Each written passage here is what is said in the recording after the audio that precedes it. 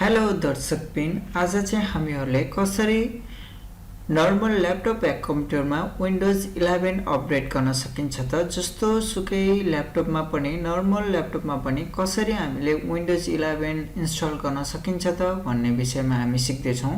यसको लागि हजुरहरूको ल्यापटपमा र्याम, प्रोसेसर, हार्ड डिस्क यसले म्याटर गर्दैन। तपाईसँग विन्डोज 7 चलाउनुहुन्छ भने त्यसलाई तपाईले विन्डोज 11 मा चलाउन सक्नुहुन्छ। त्यसको लागि यसले विन्डोज 11 चलाउनको लागि अहिले माइक्रोसफ्टले थोरै यो रुल्स थोरै चेन्ज गरेको छ। यसको लागि विन्डोज 11 को लागि चाहिँ हार्ड डिस्क, प्रोसेसर र यति मात्रै नभएर ल्यापटपको यसले हेल्थ चेक पनि गरेर मात्रै विन्डोज 11 को लागि पर्मिसन दिइरहेको छ। सबै नर्मली ल्यापटपहरुमा विन्डोज 11 अहिले अपडेट गर्न सकिन्न र यसको लागि तपाईले चेक गर्न सक्नुहुन्छ। पीसी हेल्थ चेक भन्ने डाउनलोड गरेर तपाईले यो डाउनलोड गरेर पनि तपाईहरुले यसलाई हेर्न सक्नुहुन्छ है त। अब मैले तपाईलाई यो पीसी हेल्थ चेक देखाउँदै छु। मेरोमा अलरेडी मैले विन्डोज 11 इन्स्टल गरिसके, त्यही भएर हजुरहरुलाई कसरी गर्न सकिन्छ त भन्ने सिकाउँदै छु। यसको लागि तपाईहरुलाई म फेरि गरेर देखाउँछु। केही गाह्रो छैन। यसमा दुईवटा कन्डिसन छ, त्यो गर्नुभयो भने तपाईले एकदम सक्सेसफुली इन्स्टल गर्न सक्नुहुन्छ। हेर्नु है त, विन्डोज 11 को लागि अझै पनि मेरोमा यो पीसी हेल्थ चेकले चाहिँ मलाई एप्रुभ दिएको छैन है त। हेर्नु है, यहाँ दिएको छैन। ल अब यसमा हामीले कसरी गर्न सकिन्छ त। तपाई आफ्नो क्रोम ब्राउजर विन्डोज जे छ तपाईकोमा खोल्नुस्। खोलेर यहाँ नर्मली टाइप गर्नुस् गुगलमा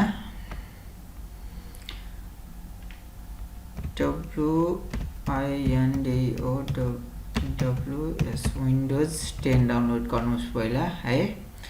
विन्डोज 10 डाउनलोड गर्नुपर्छ पहिला। यसको लागि यसको अफिसियल वेबसाइटमा जानुस् है। माइक्रोसफ्टको अफिसियल वेबसाइट हो यो है। अब यसमा गएपछि विन्डोज 10 मा गएपछि विन्डोज 10 अब फेरि सोध्नु होला किन विन्डोज 11 को लागि 10 किन भन्नुभयो हैन। यसको लागि थोरै यो सेटिङको लागि विन्डोज 11 इन्स्टल हुन हामीले विन्डोज 10 र 11 लाई एकै ठाउँमा मिक्स गरेर चाहिँ विन्डोज 11 बनाउँछ। यसको लागि तपाईले डाउनलोड टुल गर्नुपर्छ है। डाउनलोड टुल यति गर्नुपर्छ, यसको लागि झन्झट हुन्छ। म तपाईको लागि थोरै यसमा सर्टकट तरिका सिकाउँछु है। यसमा 3 डट छ, यसमा जानुस्। 3 डट मा गएपछि यसमा गएर तपाईले के गर्नुस् भन्दा मोर टुल्स भन्ने छ है र यो डेभलपर टुल्स भन्नेमा क्लिक गर्नुस्। यति गरेपछि यहाँ यस्तो खुल्छ है। यस्तो खुलेपछि फेरि यहाँ यसको चाहिँ 3 डट मा जानुस्। गरेर यहाँ पनि यसको मोर टुल्स मा गएर यहाँ तपाईले के गर्न सक्नुहुन्छ भने नेटवर्क कन्डिसन्स भन्नेमा क्लिक गर्नुस् है त। यति गरेपछि यहाँ यो लास्टमा आउनुस् है। लास्टमा आएपछि यहाँ छ यो टिक गरेकोलाई चाहिँ अनटिक गर्नुस् है।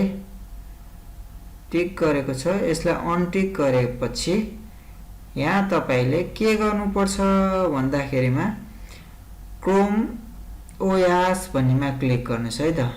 यतिमा क्लिक गरेर फेरि यसलाई रिफ्रेश गरिदिनु, यहाँ घुमाइदिनुस् है त। यति गरेपछि यसले सिधा हामीलाई डाउनलोड गर्ने फाइलमा लिएर जान्छ है। यसको लागि टुल डाउनलोड गरेर केही गर्नु पर्दैन है त। अब यसमा विन्डोज 10 डाउनलोड गर्नुस्, कन्फर्म गर्नुस्, केही गर्नु पर्दैन। अनि यहाँ गएर यहाँ चाहिँ एउटा कन्डिसन चाहिँ राम्रो ताले नबिर्सिनु है। हजुरले जुन विन्डोज 10 डाउनलोड गर्दाखेरिमा जुन ल्याङ्ग्वेज चुज गर्नुभयो विन्डोज 11 गर्दा पनि त्यही गर्नुपर्छ। त्यही भएर अब हामीलाई सजिलो पनि इंग्लिशै चुज गरौँ है र कन्फर्म गर्दियौं। यसरी कन्फर्म गरेपछि कुन बिट डाउनलोड गर्ने हो यो पनि सेम गर्नुपर्छ 11 र 10 मा है। अब यो 64 बिट नै गरौँ। 64 बिट गरेपछि डाउनलोड आउँछ है। मसँग चाहिँ यो इन्टरनेट डाउनलोड म्यानेजर भएको भएर चाहिँ यो आयो। यदि हजुरसँग यो छैन भनेदेखि चाहिँ यहाँबाट डाउनलोड हुन थाल्छ है। त्यही भएर अब मैले चाहिँ यहाँबाट यसलाई डाउनलोड गर्दिएँ है। यसरी डाउनलोडमा हाल्दिएँ है त। ल मेरो डाउनलोड सुरु भयो है। अब विन्डोज 11 डाउनलोड गर्नलाई पनि केही गर्नु पर्दैन। यसमा अब तपाईले नकाट्नुस् है। यो फेरि डाउनलोड यो सेटिङ मिलाइरहन्छ हुन्छ। अब यहाँ यसलाई काट दिएर चाहिँ विन्डोज 11 लेख्नुस्। ओके खलास। अब इन्टर हान्दिनुस्। यति गरेपछि सिधा तपाईको यसले पनि त्यसरी नै लिएर जान्छ है त। विन्डोज मा गएर विन्डोज 11 गर्नुस् है। डाउनलोड गर्नुस्। यहाँ यसले फेरि यसमा पनि इंग्लिशै गर्नुस् है। अनि कन्फर्म गरिदिनुस्। कन्फर्म है। अनि यहाँ 64 बिट है। 64 बिट गरेर यसरी यसको नि डाउनलोड आयो है। यसरी अब यो डाउनलोड गरिदिनुस् है त। यसरी डाउनलोड भएपछि अब तपाईको म यसलाई डाउनलोड भइरहेको छ। यसलाई म भिडियो पज गर्छु है। अब केही गर्नु पर्दैन। म यसलाई भिडियो पज गर्दिएँ। नभएदेखि मैले योलाई अलरेडी डाउनलोड गरिसकेको छु। त्यही भएर म यसलाई यो म पज हान्दिन्छु है। क्यान्सल गरिदिँदा नि भयो। मैले सिकाएँ डाउनलोड कसरी गर्ने। यहाँबाट खोल्नुहोस्। तपाईको हेर्नु है मैले यहाँ विन्डोज 10 र 11 डाउनलोड गरिसकेको छु है त। एउटा एम्प्टी फाइल क्रिएट गर्नुहोस् है त। यसको लागि तपाईले यहाँ गएर न्यू गरेर न्यू फोल्डर गर्नुहोस् र यसलाई नाम दिनुस् WINDOWS विन्डोज 11 भनेर चाहिँ नाम दिनुस् है त। जे नाम दिँदा नि हुन्छ। इजी हामीलाई विन्डोज 11 नै दियो भनेदेखि सजिलो हुन्छ। त्यही भएर मैले विन्डोज 11 दिएँ है त। अब त्यसको लागि अब के गर्नुस् भन्दा पहिला सुरु हामीले विन्डोज 10 खोलौं है त। विन्डोज 10 को यसरी खोलेपछि यो फाइल आयो है। यो फाइल चाहिँ हामीले सबैलाई कन्ट्रोल ए गर्नुस्। सिलेक्ट गर्नुस् सबै है त। कन्ट्रोल ए गरेर नभए तपाईले आफ्नै उस्ले गर्न सक्नुहुन्छ। कन्ट्रोल ए गरेर कन्ट्रोल सी गर्दिनुस्। कपी गरेको हो है। कपी गरेर हेरि यो विन्डोज 11 भन्नेमा ल्याएर चाहिँ पेस्ट हान्दिनुस् है त।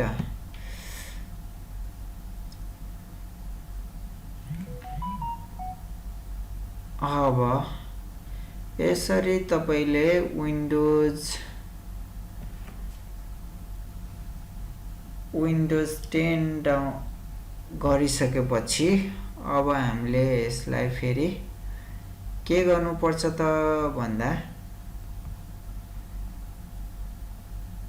डाउनलोड गरेको ठाउँमा हामीले विन्डोज 11 खोल्नुस्। अब फेरि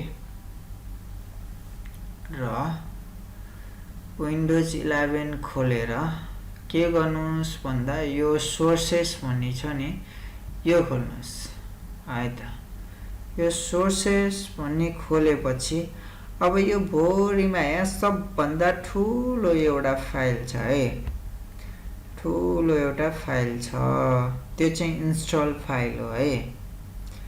इन्स्टल फाइल हो। त्यो चाहिँ हेरेर तपाईले सबैले चिन्नुहुन्छ सबभन्दा ठुलो कुन चाहिँ छ भन्ने र हेर्दै जाँदाखेरिमा यहाँ गाह्रो भयो भने तपाईले के नि गर्न सक्नुहुन्छ भने यहाँ चाहिँ स्टोर वाइजमा टाइप साइजमा राखिदिनुहोस्, यस्तो गरिदिनुहोस् हैन। यस्तो गरे भनेदेखि चाहिँ सबभन्दा फर्स्टमै सबभन्दा ठुलो फाइल आयो है। यसरी गरेर यसलाई चाहिँ के गर्नुहोस् भन्दा कपी गर्नुहोस् है, यसलाई पनि कपी गर्नुहोस् है त।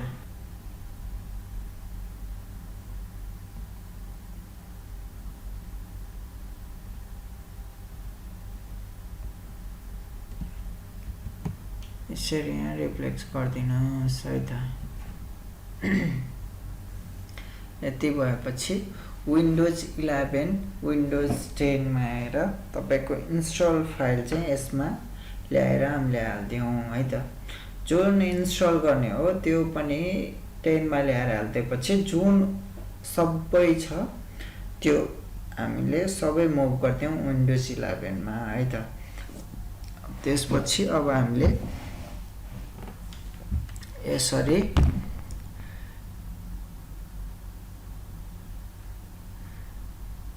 विन्डोज इन्स्टल गर्नको लागि अब यो रेडी हुन्छ है त।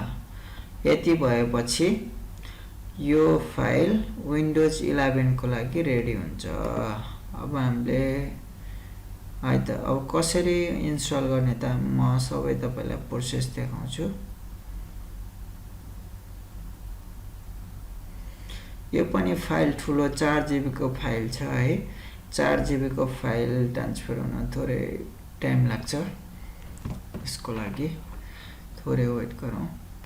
यसमा हामीले याद राख्नुपर्ने कुरा भनेको डाउनलोड विन्डोज 10 र 11 डाउनलोड गर्दा 10 जुन मेथडले डाउनलोड गर्नुपर्छ 11 पनि त्यसरी नै गर्नुपर्छ। मैले सिकाइसके। विन्डोज 10 मा इंग्लिश ल्याङ्ग्वेज चुज गर्नुपर्छ भने 10 मा इंग्लिश 11 मा नि इंग्लिश है। र जुन 34 बिट चुज गर्नुस् 64 बिट चुज गर्नुस् 11 मा पनि र 10 मा पनि 64 बिट चुज गर्नुस्। त्यो भएपछि कुनै पनि समस्या हुँदैन, नभए थोरै समस्या हुन सक्छ है त। ल रेडी भयो विन्डोज 11 को लागि। अब के गर्नु पर्दैन, यहाँ जानुस्, खोल्नुस्, यो खोलेर यहाँ सेटअप गर्दिनुस् खलास। यति पछि हजुरहरुलाई पुरा होल जस्तो तपाईहरुले नर्मली गर्नुहुन्थ्यो त्यसरी नै तपाईले यस गर्दिनुस्। ल विन्डोज 11 अब हाम्रो ल्यापटपमा हामी यसरी इन्स्टल गर्दै छौं है त। अब यो आफै अटोमेटिकली देख्नुभयो विन्डोज भनेर आयो। यसरी तपाईले विन्डोज 11 सक्सेसफुली इन्स्टल गर्न सक्नुहुन्छ। यसको लागि कुनै काई पनि हुँदैन। मैले अलरेडी इन्स्टल गरिसकेको छु, त्यही भएर तपाईहरु नातिनुस्। केही भयो भनेदेखि मलाई कमेन्ट गर्नुस्, म हजुरहरुलाई फेरि त्यसको पनि रिप्लाई दिन्छु है त। यसरी तपाईले विन्डोज 10 7 छ भनेदेखि विन्डोज 11 तपाईले सक्सेसफुली इन्स्टल गर्न सक्नुहुन्छ। हेर्नु है,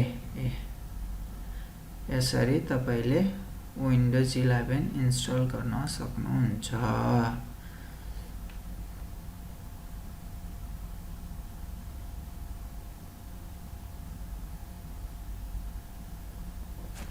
यसमा थोरै तपाईको सेटिङ थोरै चेन्ज गर्नुपर्छ है। यसमा चाहिँ तपाईले देखि यहाँबाट तपाईले के गर्न स्टिक त गर्नु पर्यो होला। यसमा चेन्ज गरेर राइट नाउ भन्नेमा टिक गरेर चाहिँ नेक्स्ट गर्नुस् है। यो चाहिँ मोस्ट इम्पोर्टेन्ट, यो चाहिँ भुल्नु भएन है।